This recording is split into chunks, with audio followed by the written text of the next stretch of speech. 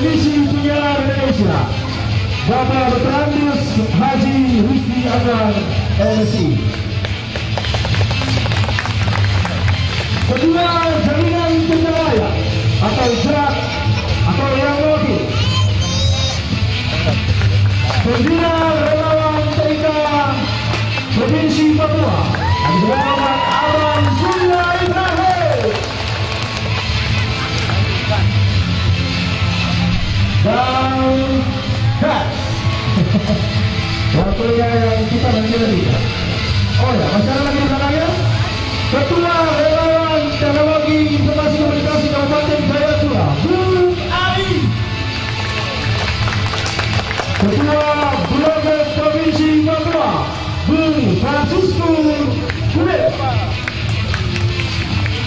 Dan bersama Parlemen, kita sambut dengan tepuk tangan yang paling mulia malam ini.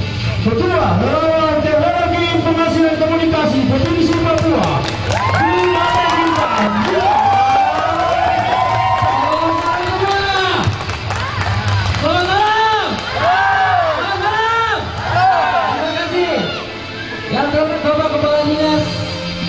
Pengelolaan Teknologi Informasi dan Komunikasi Provinsi Papua atau yang mewakili beliau yang terhormat Tiko Muhammad Jayapura beserta dosen dan stafnya, terima kasih sudah menerima kami di sini untuk kita sama-sama nonton bareng. Terima kasih kepada Bapak anggota KPI dari Papua, teman-teman relawan TIK, dan yang paling luar biasa supportnya yang diberikan Abang Karim. Terima kasih Bang datang. Abang Surya juga udah datang. Terima kasih supportnya, bantuan yang diberikan. Bang Ismail Reba, terima kasih kehadirannya. Teman-teman yang tidak bisa saya sebutkan satu persatu malam hari ini, sekarang ini saya akan tunjukkan bagaimana tentang relawan TIK. Video tentang relawan TIK, show about relawan TIK. Bagaimana dengan relawan TIK? Kita saksikan bersama.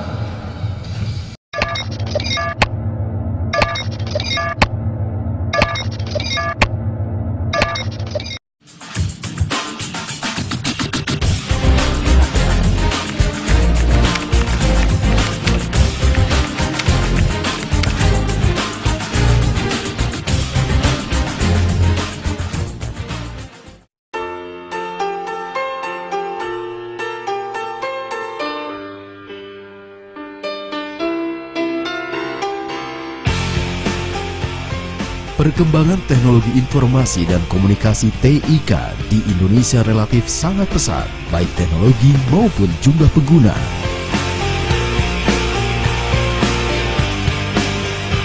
Minat dan kesadaran masyarakat untuk memanfaatkan TIK terus menggelinding, layaknya bola salju yang terus membesar dan terus membesar setiap waktunya. Berbagai kemudahan, keuntungan, dan juga ancaman dari pemanfaatan TIK makin terpampang di depan mata. Pemberdayaan potensi maupun antisipasi ancaman harus segera dilakukan.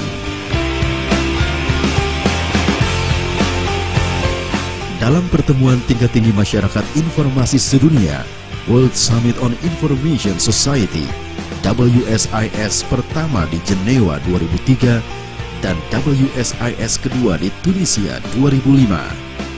Para kepala pemerintahan negara-negara di seluruh dunia telah berkomitmen untuk mengurangi kesenjangan digital dan pengentasan kemiskinan melalui pembangunan sektoral dalam pemanfaatan TIK.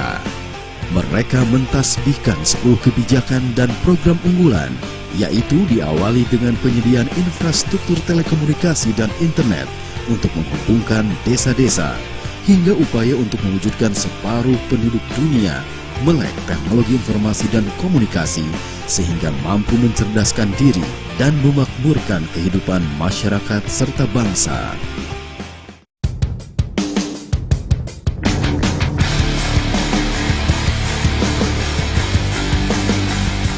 Dalam pembangunan di Indonesia, TIK mampu berperan sebagai sarana, prasarana, dan mempunyai arti strategis dalam rangka memperkuat persatuan dan kesatuan bangsa, memantapkan stabilitas nasional yang sehat dan dinamis, meningkatkan kesejahteraan umum, serta memperlancar kegiatan layanan pemerintahan. Dalam konteks ini, TIK berperan sebagai katalisator atau pemungkin dan sekaligus peluang usaha. Harapan kita semua, TIK juga menjadi solusi sistemik problem pembangunan serta pengangguran dan kemiskinan.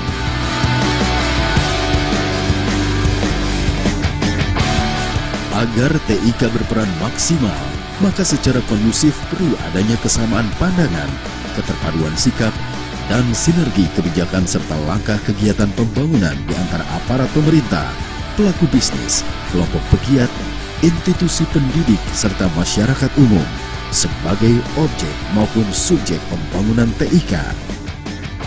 Para pemangku kepentingan tersebut perlu mengambil bagian tanggung jawab dan kewajiban secara proporsional dalam transformasi sosial melalui perencanaan, pelaksanaan, dan pengawasan pembangunan secara berkesinambungan. Ya, Lini Masa 3 ini adalah salah satu film pemanfaatan teknologi yang ada di Indonesia. Dan Lini Masa 3 ini satu trilogi di mana melalui proses yang sangat panjang, melalui seleksi yang sangat ketat, sehingga film ini dimunculkan menjadi satu dekade di 2013 ini, masuk di 2014. Nah, di Lini Masa ini semata-mata fokus bagaimana teknologi itu bisa menggerakkan sesuatu, bagaimana teknologi itu benar-benar bisa diberdaya gunakan, bagaimana teknologi itu benar-benar bisa merubah, bisa melakukan sesuatu perubahan yang sangat besar, sangat besar. Teknologi sekarang ini mau tidak mau, siap atau tidak siap, dia akan datang. Dia akan masuk di dalam sendi-sendi kehidupan kita. Dia akan menerjang kita. Kita tidak mau berubah, kita tidak mau merubah diri, kita akan terlindas. Kita menjadi orang yang terjajah oleh teknologi itu sendiri. Terjajah oleh teknologi itu sendiri.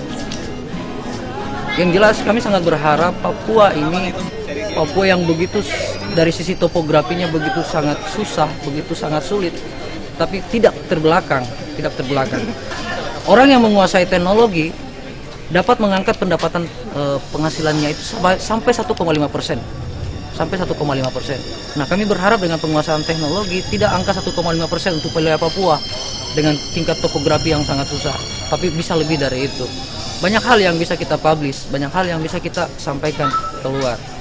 Kita tidak akan bicara lagi tentang hal-hal yang negatif, tidak akan bicara lagi tentang hal-hal yang berbau sara, tapi kita berbicara bagaimana Papua itu kaya, Papua itu penuh dengan keragaman, Papua itu bisa menjadi objek yang menarik orang dari luar, sehingga tingkat kualifikasi yang ada, tingkat ekonomi yang ada kita bisa pacu dengan teknologi yang kita bicarakan baik. Kami sangat berharap dengan relawan TIK, teman-teman yang ada di relawan TIK, dari basic kader to kader yang kita kembangkan dari tahun 2012 semakin berlanjut, semakin berkembang, dan tujuannya adalah bagaimana supaya bisa mengajak keluarga, bisa mengajari keluarga menggunakan teknologi. Contoh misalkan pemanfaatan Facebook, kita ajari orang tua kita ajari tete, kita ajari nenek. Tujuannya adalah minimal menjadi pengawasan, bentuknya pengawasan. Orang tua kita mengawasi teman-teman kita di Facebook, siapa-siapa teman-teman kita di Facebook, mengawasi alur data kita, mengawasi alur transformation teknologi kita, mengawasi komunikasi kita. Nah, itu yang kita harapkan dari orang tua. Apalagi pemerintah sudah mencanangkan Palapa Backbone. Palapa Backbone ini adalah teknologi yang menggunakan teknologi kabel, kecepatannya kecepatan cahaya. Itu artinya kecepatan data yang masuk di alat teknologi kita seperti handphone, seperti smartphone, itu akan lebih cepat dibanding yang ada sekarang. Dan itu akan dicanangkan mulai dari 2014 ini dan mulai akan di launching mungkin sekitar 2015 atau 2016 by project. Karena ya itu tadi, mau tidak mau, siap tidak siap, teknologi itu datang. Teknologi akan datang menjajah kita. Kita tidak siap menghadapi, kita yang menjadi terjajah. Tapi kalau kita siap menghadapi, kita menjadi pemenang.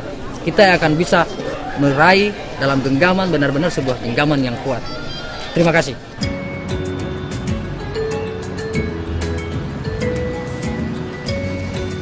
Untuk memeriksa Assalamualaikum warahmatullahi wabarakatuh dan selamat malam buat sahabat Suara Kota dimanapun Anda berada saat ini, khususnya yang ada di lingkungan Tanjung Karang Pusat Kalyawi ya. Saya kurang lebih selama 60 menit ke depan lah ya, kita bakalan ngomongin masalah mati lampu yang beberapa pekan ini kerap terjadi di wilayah Lampung.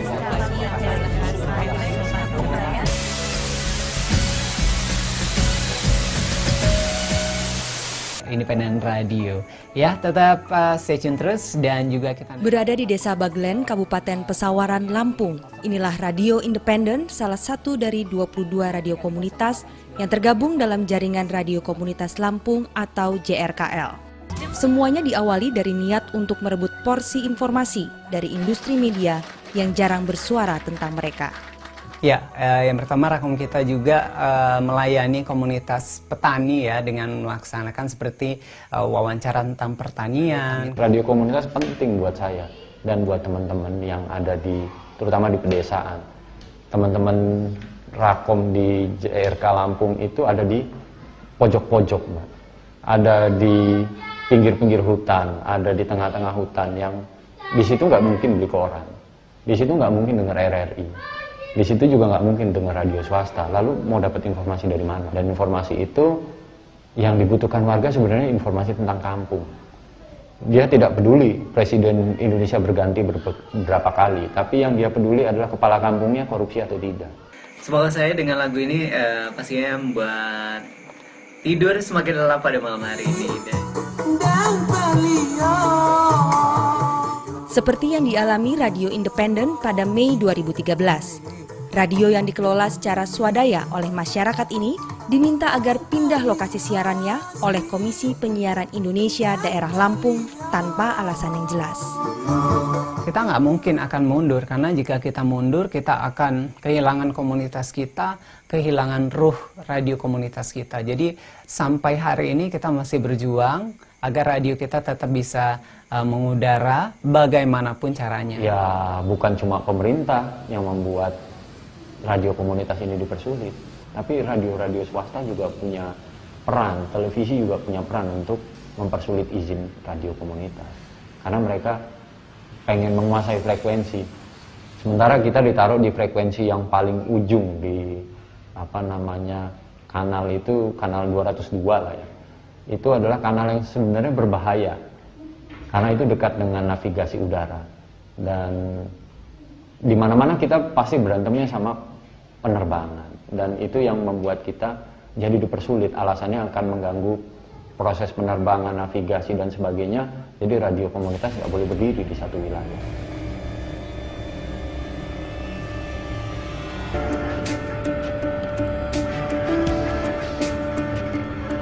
Sobat Gen, waktunya traffic update. Saat ini Jalan Sultan Iskandar Muda menuju Permata Hijau kondisinya padat, sementara Semanggi dan Selipi terpantau ramai lancar. Sementara itu Jalan Pegangsaan mulai dari Simpang Simpar dan sebaliknya terjadi kemacetan.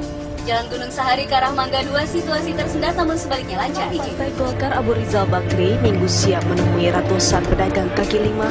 Pada prinsipnya partai sedang melakukan konsolidasi. Bagaimana bangsa yang memang penuh dengan perasaan kebimbangan. Persoalan yang dihadapi para pegiat radio komunitas di Lampung adalah keping kecil dari persoalan besar ketimpangan penggunaan frekuensi publik. Susilo Bambang Yudhoyono menjadi Ketua Umum Partai Demokrat yang baru menggantikan Anas Urbaningrum. Ada banyak ketimpangan, tapi yang paling kelihatan itu adalah sebenarnya soal frekuensi. Frekuensi di Indonesia itu tidak dimaknai sebagai frekuensi publik, tetapi frekuensi yang kemudian digunakan oleh sekelompok baik perusahaan atau entitas bisnis. Jadi tidak dimaknai sebagai milik publik. Contoh yang paling konkret adalah dalam undang-undang diharuskan bahwa setiap 10 tahun frekuensi harus dikembalikan negara kemudian dievaluasi. Itu tidak pernah terjadi selama sejak tahun 2002 undang-undang penyiaran disahkan. Yang kami lakukan 2011 sampai 2012 itu kami lihat ada 12 grup besar media yang menguasai semua kanal di Indonesia. Dan beberapa dari pemilik grup media itu juga terafiliasi dengan politik. Mereka juga mempunyai lebih dari 1 atau 2 televisi, bahkan ada yang sampai 3, beberapa radio, media cetak yang sebenarnya ini merupakan pelanggaran hukum yang sangat jelas. Karena dari undang-undang penyiaran sendiri nggak boleh itu dilarang punya TV, radio, media cetak yang beroperasi di satu provinsi. Menurut hasil riset Center for Innovation Policy and Governance atau CIPG yang didukung HIVOS dan Manchester Business School, terlihat kebijakan tata kelola penyiaran hanyalah pisau tumpul untuk mengatasi oligopoli atau pemusatan kepemilikan industri media.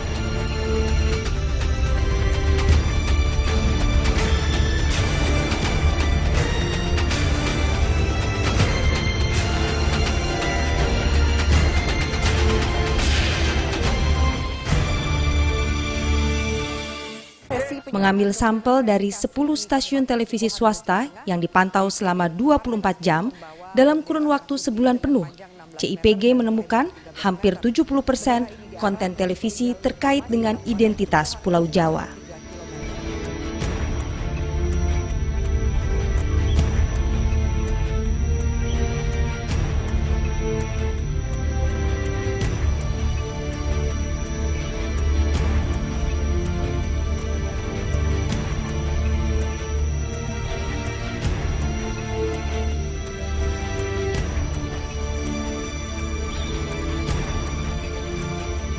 Yang kalau kita punya regulasi dan kita menjalankannya, maka akan lebih beres sebenarnya hal ini. Terkait dengan perkembangan industri sekarang ini, yang mendesak dan perlu dilakukan adalah juga revitalisasi lembaga penyiaran publik seperti TVRI dan RRI.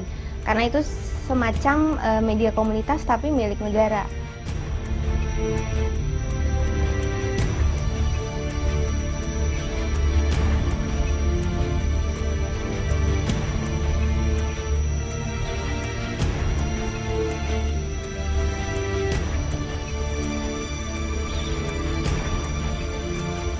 Kami, Pak Wiranto. Bangsa ini begini kompleks, tidak mampu hanya bisa diselesaikan oleh satu orang. Terlebih dulu saya juga sudah menyiapkan satu buah lagu yang saya spesialkan buat teman-teman semuanya yang ada di kawasan Bandar Lampung dan di seluruh Lampung.